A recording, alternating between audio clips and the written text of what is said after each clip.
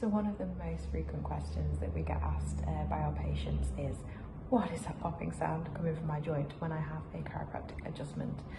Around our joints we have fluid, and within the fluid we have small pockets of air.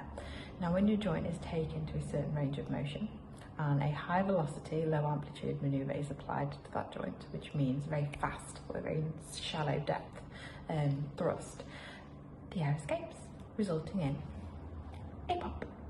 Simple, completely normal and healthy. And no, it doesn't cause arthritis.